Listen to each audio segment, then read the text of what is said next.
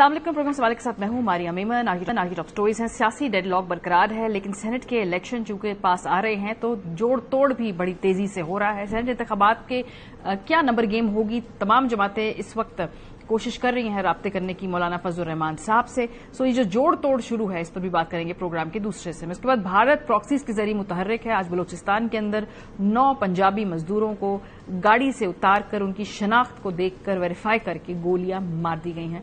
ये एक ऐसा तवील सिलसिला है जिसके हम देख रहे हैं कि बड़े डीपर रिपरकशंस हैं। प्रोग्राम के आखिरी हिस्से में इस पर बात करेंगे, लेकिन आगाज करते हैं। 11 नशिस्तें हैं सेनेट की, 21 जुलाई को इंतखाबात हैं और जो मखसूस नशिस्त फैसला सामने आया है उसके बाद नंबर गेम मजीद पेचीदा हो गई है, क्योंकि अगर इंटरप्रिटेशन हम समझे हुकूमत की, और जाहिर सी बात है इलेक्शन कमीशन ऑफ पाकिस्तान भी उसी किस्म की इंटरप्रिटेशन करेगा, तो ये तहरीक इंसाफ के जो अरकान हैं उनको आजाद तस्वुर किया जाएगा। सो अब उनको वो करने के लिए और मौलाना फजलुर रहमान साहब का बड़ा एक इंपॉर्टेंट रोल है, इसीलिए मौलाना साहब से मुलाकातें सब लोग कर रहे हैं। आज पाकिस्तान पीपल्स पार्टी ने मुलाकात की और खुर्शीद शाह साहब मिलकर आए मौलाना फजलुर रहमान साहब से।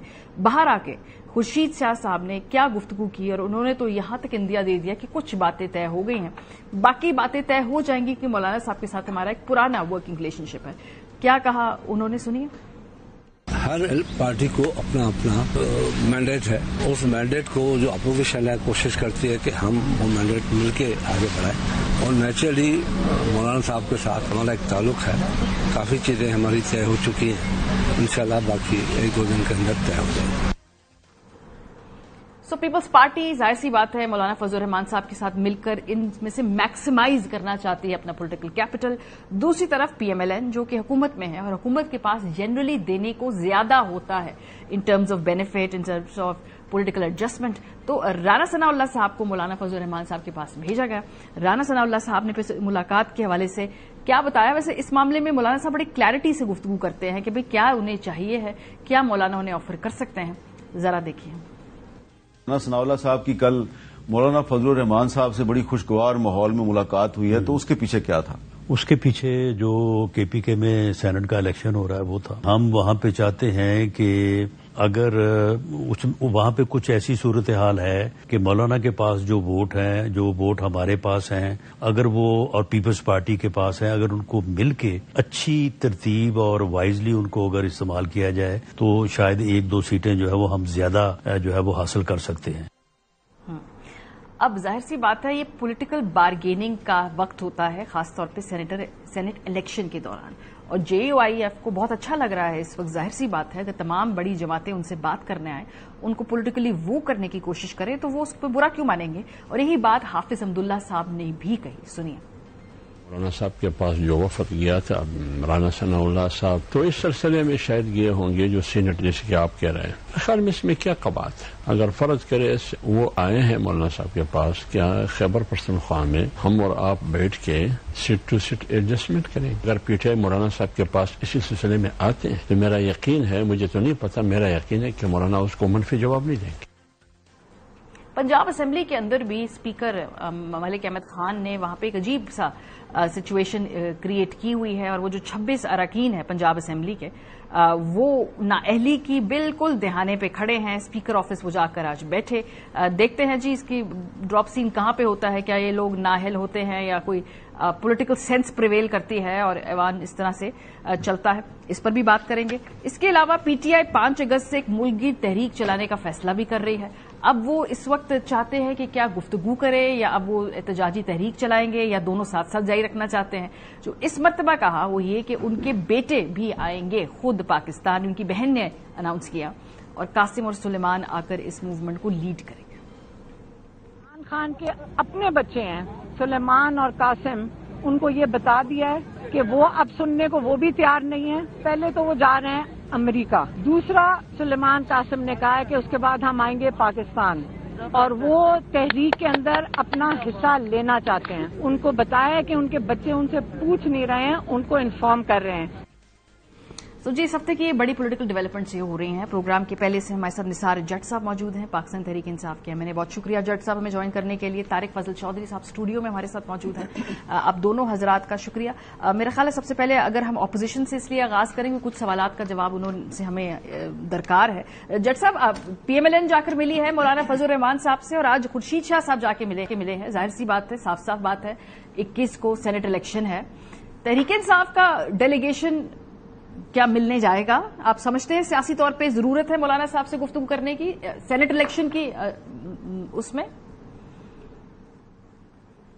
जी बहुत बहुत शुक्रिया मारिया आपका। मारिया देखें, हमने हमेशा कोशिश की है 26वीं आईनी तरमीम हो या अपोजिशन के हवाले से बहुत सारे ऐसे मामलात, और हमने हमेशा से एक बात को रिकमेंड किया है कि आप मौलाना साहब को जो है वो अपोजिशन में बैठे हुए हैं और ये मुनासिब है कि अपोजिशन की तमाम जमातें जो हैं वो मिलकर आपस में जो है वो कोई फैसला करें।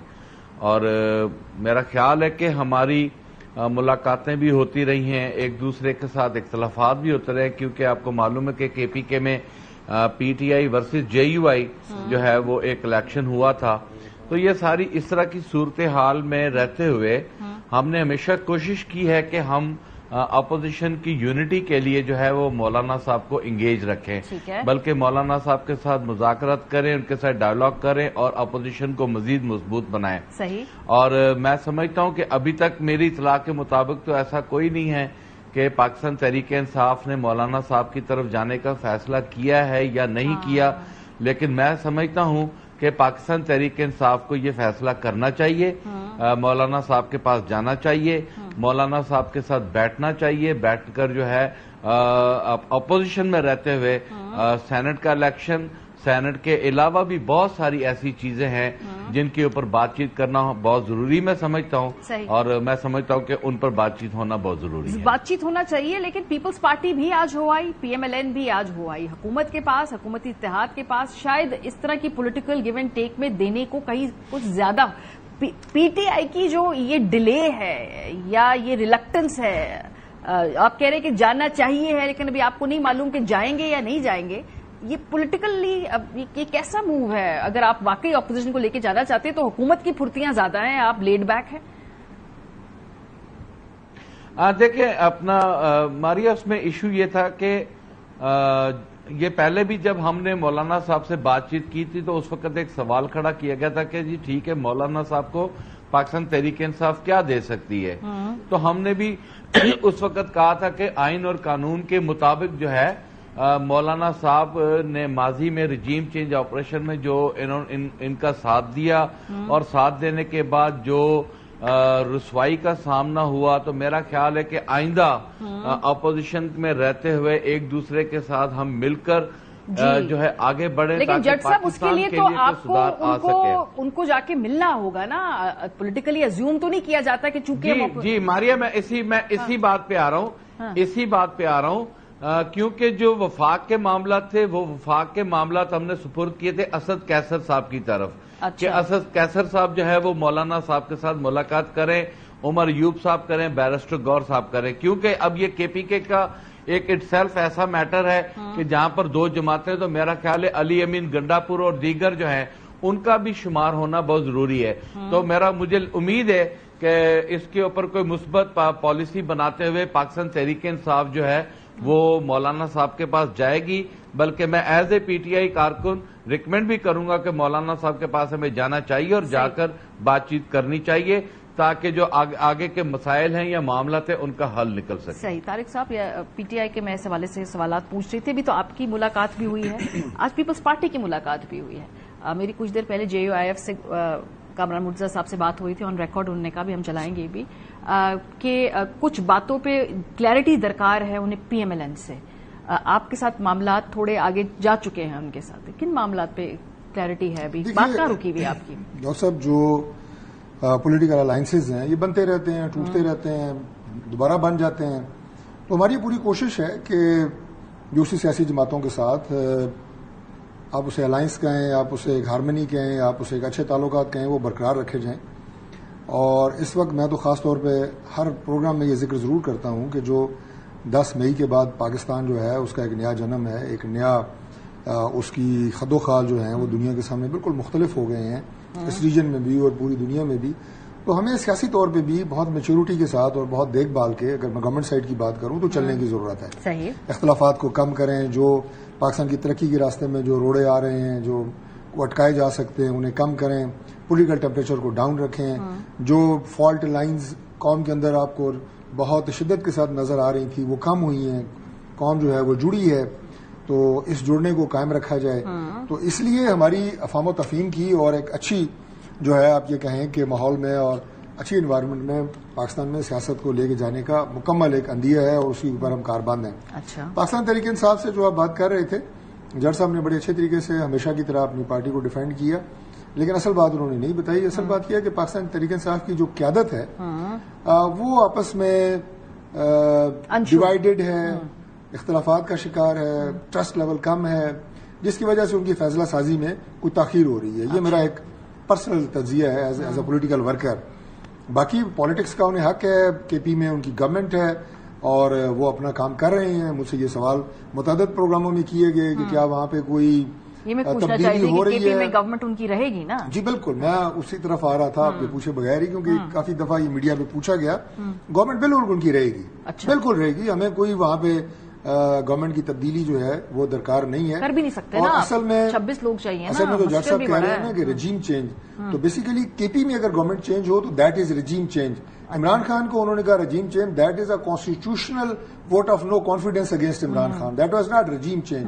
وہ ایک آئینی طریقہ کار سے انہیں ہٹایا گیا تھا. لیکن ابھی 26 چونکہ آپ کو ووٹ بڑے درکار ہے نا، کے پی میں خواہش تو ہوگی، کر نہیں سکتے نا آپ بہت مینجمنٹ کر سکتے ہیں یا نہیں کر سکتے، میں اس تک جاؤں گا ہی نہیں. جب کرنے کو آئے تو بہت سارے ناممکن چیزیں بھی ممکن ہو جاتی ہیں، لیکن میں اس میں نہیں جاؤں گا. دیکھیں جو کرنا چاہ رہے ہیں جاؤں گے، ہمارا کوئی ارادہ نہیں ہے، ہماری کوئی نیت نہیں ہے، اور ہم وہاں پہ اپنا کام کریں گے کے پی میں جو ہماری ذمہ داری ہے. اور وہ یہ ہے کہ کے پی کے عوام کے لیے وفاق کی طرف سے جو وسائل ان کا آئینی حق ہے وہ ان تک پہنچائیں. وہاں پہ لا اینڈ آرڈر کی صورتحال کو بہتر کریں، دہشت گردی کا خاتمہ کریں.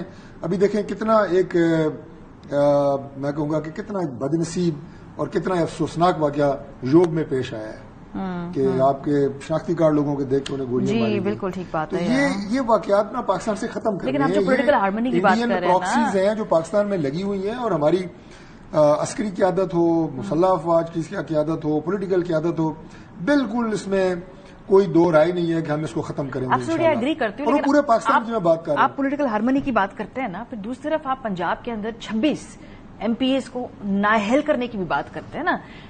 کیا اسمبلی میں احتجاج ہونا چاہیے اس کا طریقہ کار پہ اختلاف ہو سکتا ہے، لیکن ڈیسیٹ تو نہیں کر سکتے نا آپ لوگوں. دیکھیں کوئی ڈیسیٹ نہیں کیا، نہ ہم کر سکتے ہیں.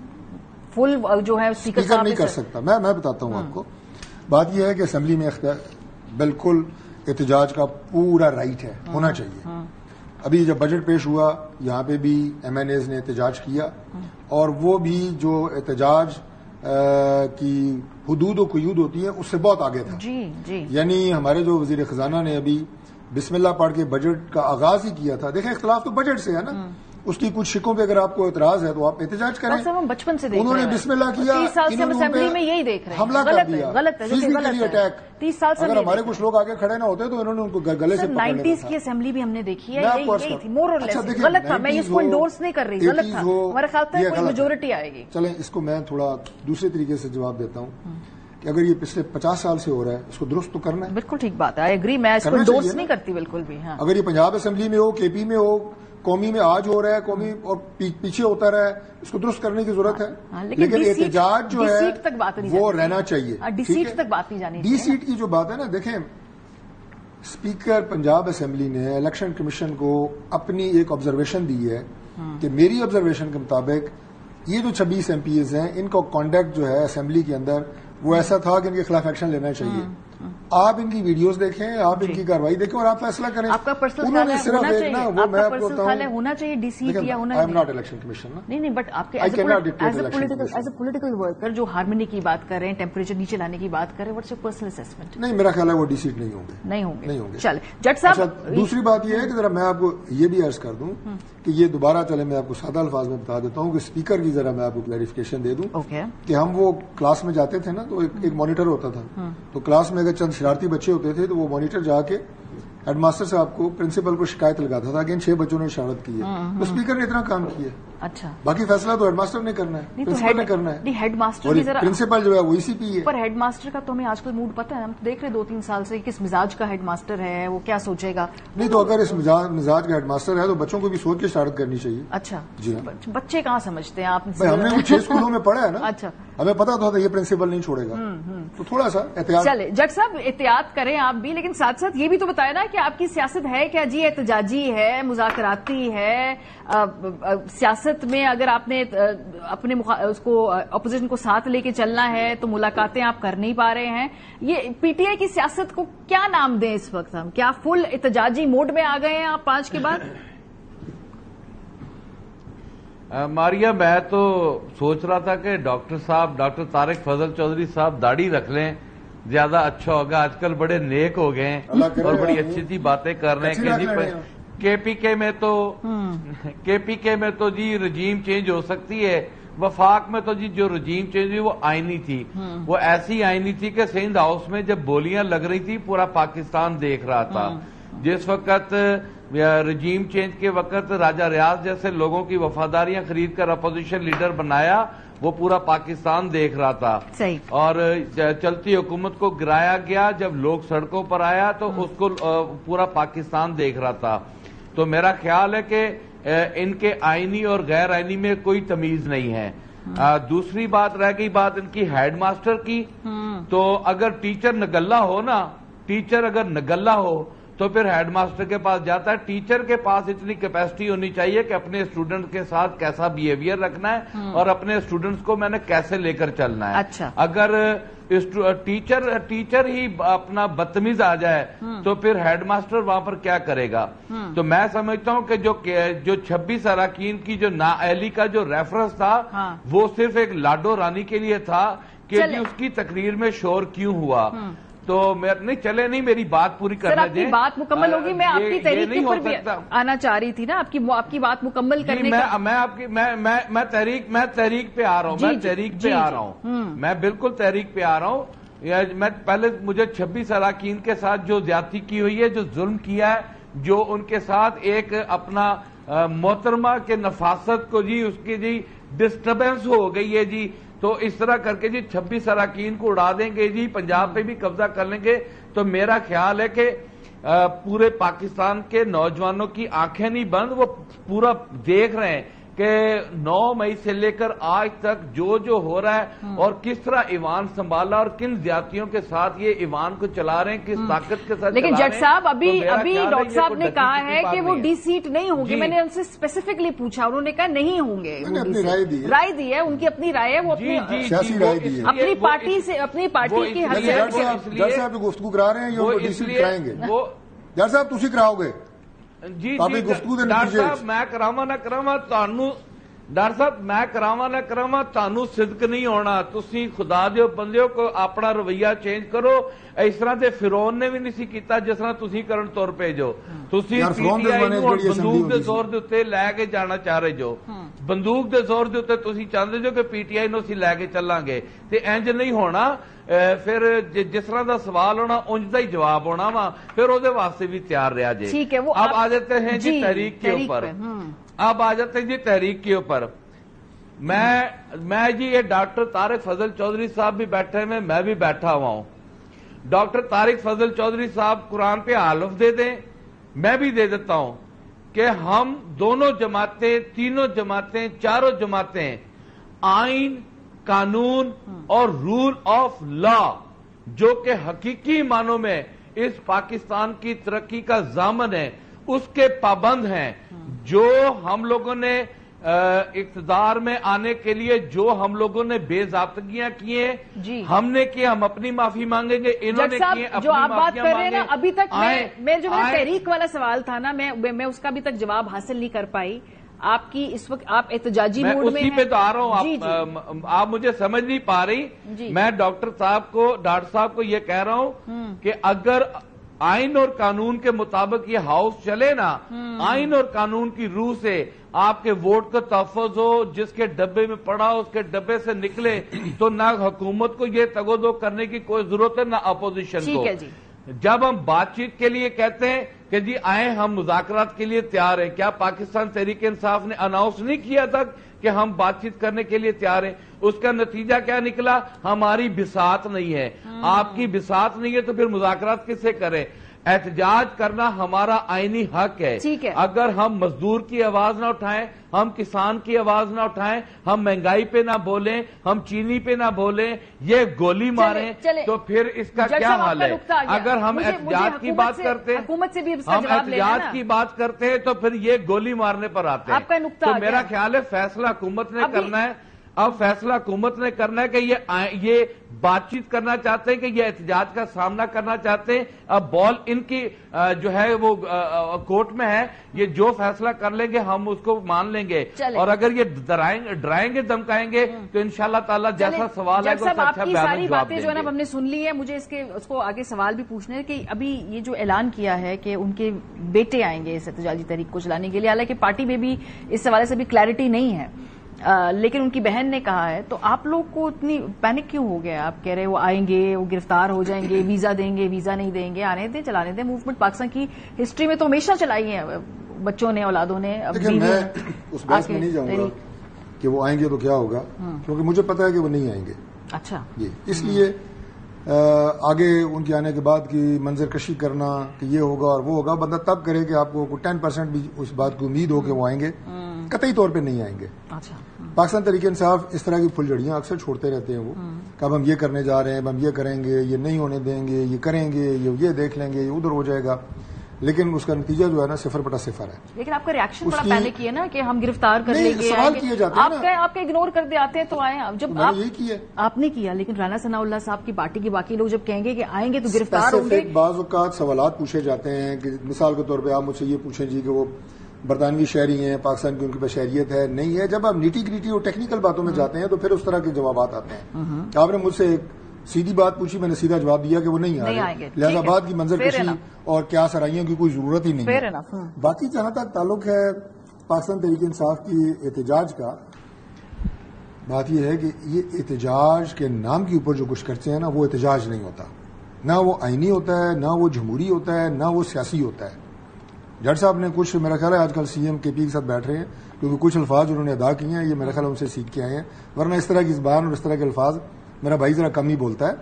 باقی احتجاج ان کا رائٹ ہے، ہم نے کب اس بات سے انکار کیا ہے، لیکن اگر ان کی ماضی کی تاریخ دیکھیں، اگر میں آپ سے 6 وعدے کروں اور 6 کے 6 پورے نہ کر سکوں، 7ویں دفعہ پھر کہوں میں آپ سے وعدہ کرتا ہوں، آپ مانیں گی؟ میرا آپ ٹریک ریکارڈ دیکھیں گی نا کہ 6 دفعہ یہ بات کر کے گیا، مکر گیا، خدا نہ خواستہ۔ ماضی کی ان کی تاریخ دیکھیں کہ جتنے احتجاج ہوئے ہیں ان میں کیا ہوا ہے، کیا ان میں انتشار نہیں ہوا، کیا ان میں ڈنڈے نہیں برسائے گئے، کیا ان میں پولیس والوں کو زخمی نہیں کیا گیا، کئی لوگ اپنی جانوں سے گئے، ایف سی کے جوان، پولیس کے جوان پچھلی دفعہ اس احتجاج میں وہ شہید ہوئے۔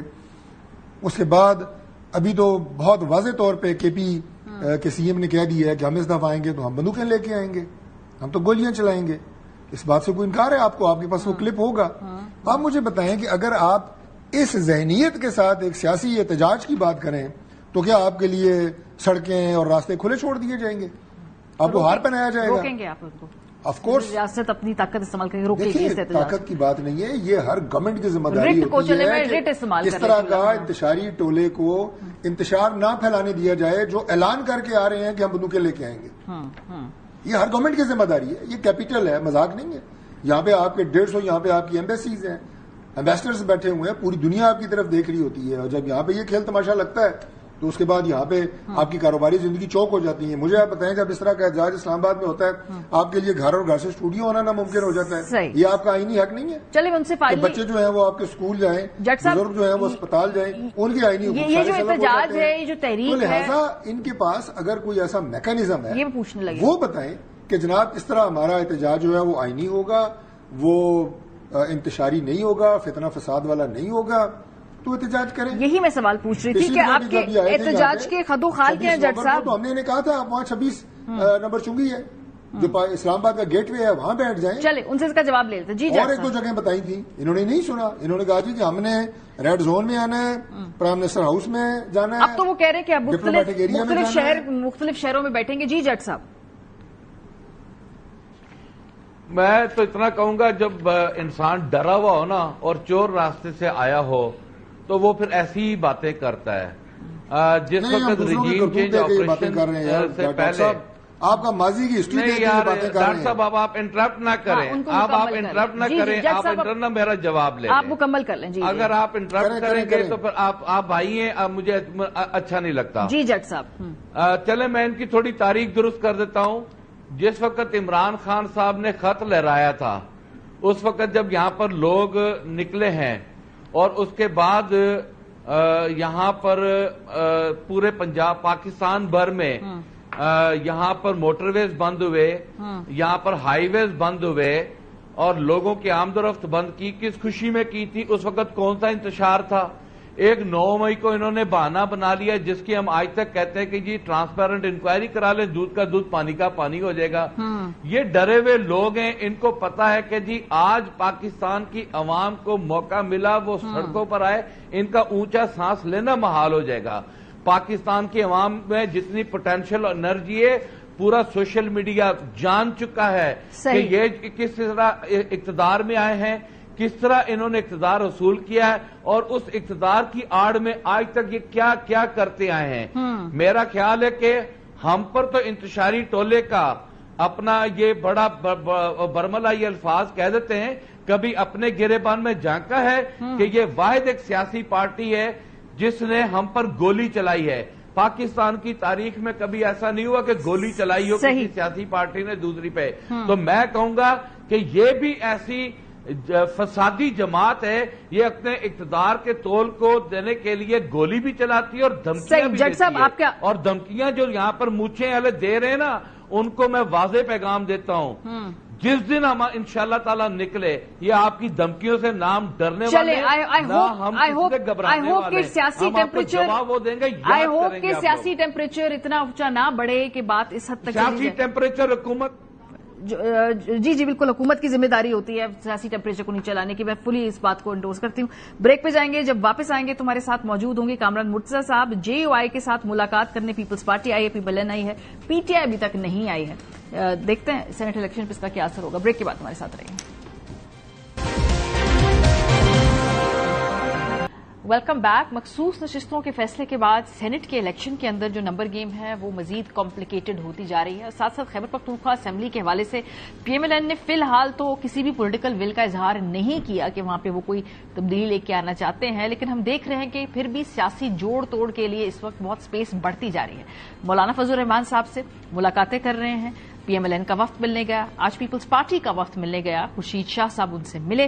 ہمارے ساتھ پروگرام کے حصے میں سینیٹر کامران مرتضیٰ صاحب موجود ہیں, رہنما ہے جمعیت علماء اسلام فے کے. بہت شکریہ سینیٹر صاحب ہم سے بات کرنے کے لیے.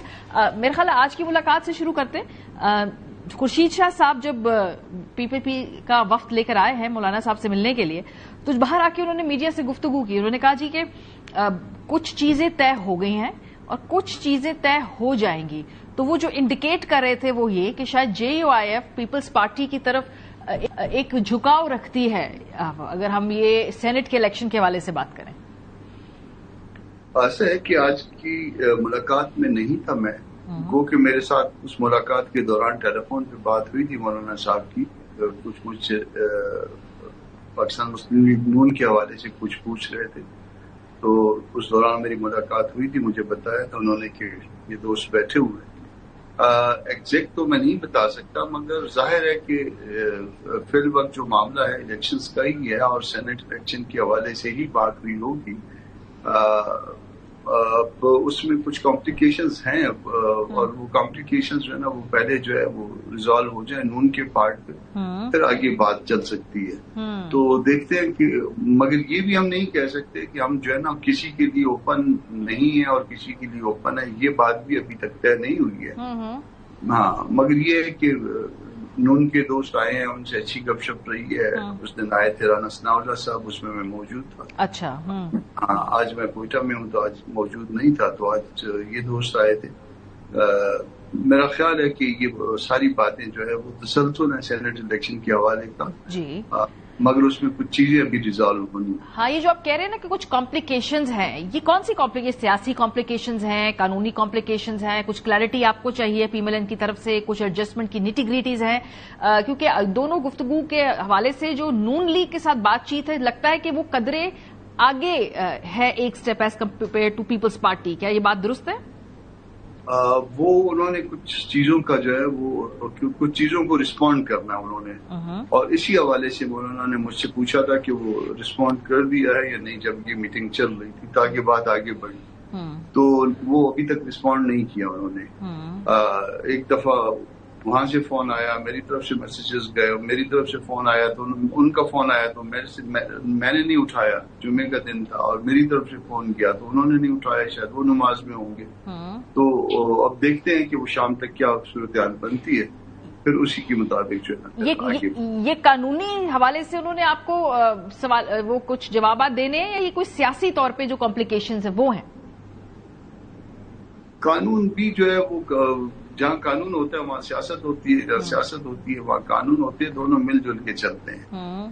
तो वो कुछ ऐसी बातें हैं जिस तरह से जो है ना वो आगे बढ़ने का अगर कोई उनका प्लान है तो वो फिर बताएंगे, आगे बात बताएंगे, फिर उसके बाद जो है ना आगे मजीद चीजें खुलनी शुरू हो जाएंगी। सेंटर साहब, फितरी इत्तेहाद किसके साथ ज्यादा आपको अपना महसूस कर रहे हैं? पीपल्स पार्टी के साथ, पीएमएलएन के साथ, या तहरीक इंसाफ के साथ आपकी बातचीत हो रही थी? अब पता नहीं उसका क्या स्टेटस है। ये तीनों में से ज्यादा फितरी तौर पे इस वक्त किसके इस तरफ झुकाव ज्यादा महसूस करते हैं आप लोग?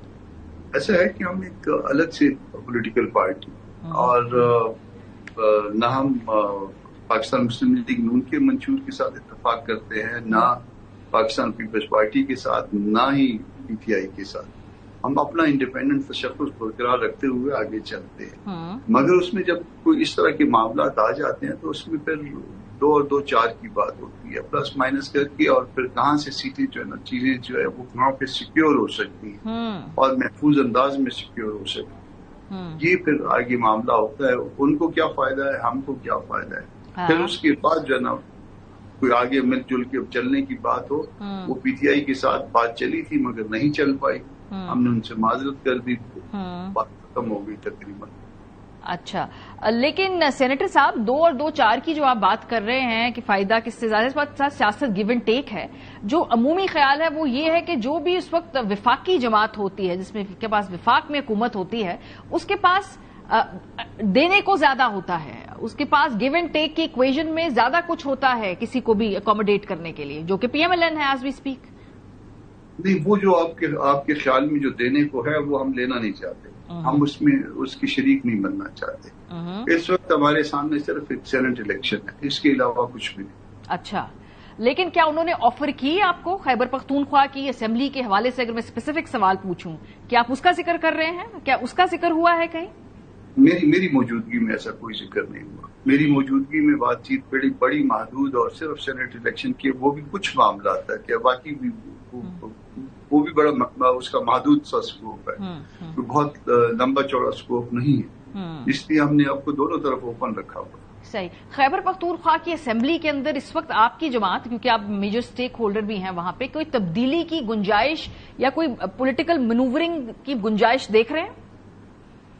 मेरा ख्याल ऐसा नहीं है। सिर्फ अली अमीन जो है वो अपने आप को ये जाहिर कर रहे हैं कि शायद उनकी हुकूमत खतरे में है, कोई ऐसी बात नहीं है।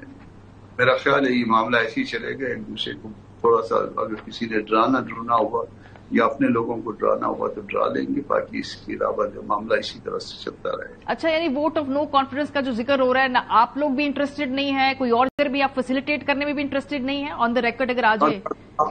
अभी तक किसी ने कोई ऐसी बात की ही नहीं, और ना कोई ऐसी चीज पाइपलाइन में है। सही। अच्छा, सेनेट के इलेक्शन के लिए तो फिर वो जो तहरीक इंसाफ के आजाद अरकान हैं उनसे भी राब्ते वगैरह करने होंगे, तो उसके हक में है आप लोगों की जमात? आप सोच रहे हैं कि सियासी तौर पे कोई राब्ते किए जाएं या किए जाने चाहिए? ऐसा है कि हम तो मिन्नत तो सबको करेंगे और मिन्नत सबको की जाती है इलेक्शन में, मगर हमारे पास देने को जाहिर है हम ना सूबे में हुकूमत में है, ना हम वफाक में हुकूमत में है, ना हमारे वैसे कोई पुष्ट पे खड़ा है, तो हमारे पास देने के लिए कुछ मासवाए मिन्नत करने की हमारे पास कुछ भी नहीं। تو تحریک انصاف کے ساتھ جو آپ لوگوں کے کچھ رابطے تھے وہ کہاں پہ ہیں آج؟ کچھ جیسے ہم دیکھا نا پچھلے کچھ چند 6 ماہ میں کوئی ملاقاتیں ہوئیں، مولانا صاحب کی طرف سے بھی تھوڑا سا سٹانڈ سافٹ ہوا، پی ٹی آئی کی طرف سے بھی سٹانڈ سافٹ ہوا، وہ تعلقات ابھی کدھر کھڑے ہیں؟ تعلقات وہیں پہ ہیں، اسی طرح سے نہ آگے نہیں بڑھے بلکہ کچھ پیچھے ہٹے ہیں۔ وہ 26 امینڈمنٹ والی باتوں پہ انہوں نے پھر جو ہے نا وہ تلخی کریٹ کر لی، یا وہ شاید مزید اس معاملے کو آگے لے کے نہیں چلنا چاہتے ہوں گے۔ جو چیزیں ہوئی تھی، جو چیزیں کیمرے کے سامنے ہوئی تھی، اس سے بھی پیچھے ہو گئے۔ تو باقی تو بند کمروں کی باتیں تو الگ سے ہے۔ ایسا کیوں ہوا سینیٹر صاحب؟ چیزیں پیچھے کی طرف کیوں چلی گئیں؟ شاید ان کا خیال یہ تھا کہ ہماری جو اسٹیٹ پاور ہے وہ ان کے کسی کام آئے، مگر ہم بھی جو ہے اس حوالے سے کانشیس تو ہے نا کہ ہماری اسٹیٹ پاور جو ہے وہ ہمارے اپنے لیے رہے۔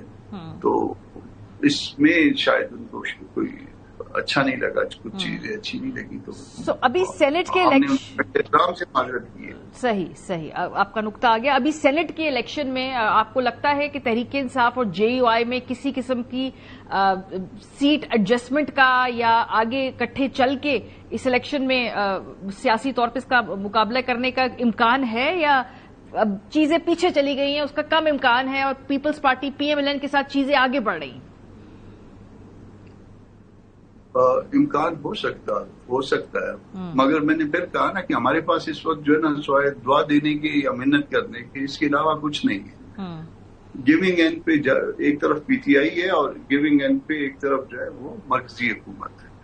دونوں کے پاس جو ہے نا وہ دینے کے لیے کچھ نہ کچھ ہے، اختیار بھی ہے ان کی، کوئی تھوڑی بہت شاید ہمارا کوئی پلس مائنس بھی جو ہے نا اس میں جو ہے نا ہم کو کوئی مدد چاہیے ہو، تو وہ اب دیکھنا ہوگا کہ کون سی پارٹی کون آگے بڑھتا ہے، اور اس میں جو نا وہ کمی خامی جو ہمارے اندر ہے، جو کمی 2-4 پورا کرنے میں ہے، وہ کون جو ہے وہ پورا کر سکتا ہے یا کون پورا کر سکتا ہے، اور کس کو ہماری آئندہ کے لیے جو کوئی اس میں مدد چاہیے ہو سکتی ہے۔ سینٹر صاحب، کیا سیاسی طور پہ اگر ہم کہیں اس کو کہ ایک ون سچویشن ہوگی خاص طور پہ جے یو آئی کے لیے اس الیکشن کے نتیجے میں؟ آپ کے نزدیک سیاسی طور پہ اگر کچھ حاصل ہوگا تو اس میں وننگ پوزیشن یا اس میں جو ہے ایک ڈسائسو پوزیشن کیا ہوگی؟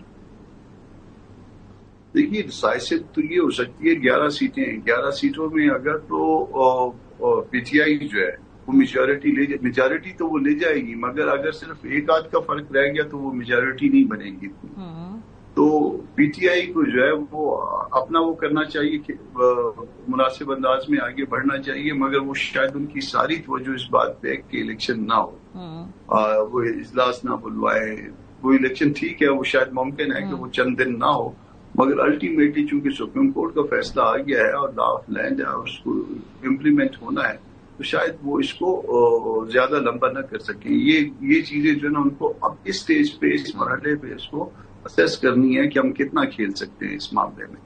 اگر نہیں کھیل سکتے تو پھر کسی اور طرف کچھ اور کھیلنا ہو۔ اچھا، یہ جو کچھ اور کھیلنے کی اگر آپ بات کر رہے ہیں وہ سیاسی طور پہ اس سے کیا معنی ہے؟ اس سے معنی یہ ہے کہ کسی پارٹیوں کو اپنے ساتھ ملائیں، ان کے ساتھ دیکھیے جب آپ کسی پارٹی کو اپنے ساتھ ملانا چاہتے ہیں، کسی کو اپنے ساتھ لے کے چلنا چاہتے ہیں تو اس کو کچھ دینا پڑتا ہے۔ یہ نہیں ہوتا کہ سب کچھ جو ہے نا وہ کہیں کہ یہ میں نے لینا بھی میں نے ہے اور مدد بھی میں نے لینی ہے اور فائدہ بھی میں نے لینا ہے، یہ دو چیزیں اکٹھی نہیں ہوا کرتی ہے۔ آپ کو اکوموڈیٹ کرنا پڑتا ہے دوسری پارٹیوں کو، آپ کو ان کو ساتھ لے کے چلنے کے لیے ان کی باتیں سننی پڑتی ہے، اکوموڈیشن دینی پڑتی ہے، اس طرح سے آگے بڑھتے ہیں۔ ایک طرف وہ تحریک چلانے کی بات کرتے ہیں، مگر آج تک جو ہے نا وہ اپوزیشن جو ہے وہ اکٹھی جو ہے دونوں ایوانوں میں نہیں ہو سکی مرکز میں، تو یہ چیزیں جو ہے نا وہ ان کے کریڈٹ میں نہیں جا رہی ہیں، یہ ان کا ڈسکریڈٹ ہے۔ صحیح، بہت شکریہ سینٹر کامران مرتضی صاحب۔ جمعیت علماء کہاں پہ اس وقت کھڑی ہے؟ آف کورس سیاست ہے، کچھ دو اور لو کی بنیاد پہ سیاست کی جا رہی ہے اور کی جاتی رہی ہے۔ پروگرام کے حصے سے میں بریک لیں گے، آگے بڑھیں گے تو بلوچستان میں آج افسوسناک واقعہ ہوا۔ مزدوروں کو، غریب لوگوں کو جو اپنی روزی روٹی کے لیے اپنے گھر بار چھوڑ کے جاتے ہیں، چن کے ان کی ایتھنیسٹی دیکھ کر نشانہ بنایا گیا۔ اس پہ بات کریں گے، بریک کے بعد ہمارے ساتھ رہیں۔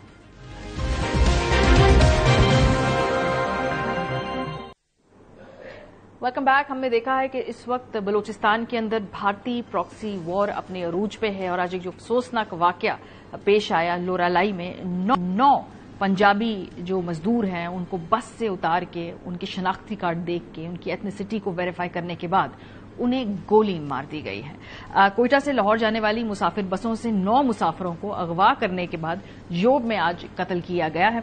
असिस्टेंट कमिश्नर योब नवीद आलम ने कहा कि दहशतों ने मुसाफिरों को बसों से उतारकर शनाख्त किया, उसके बाद कत्ल किया।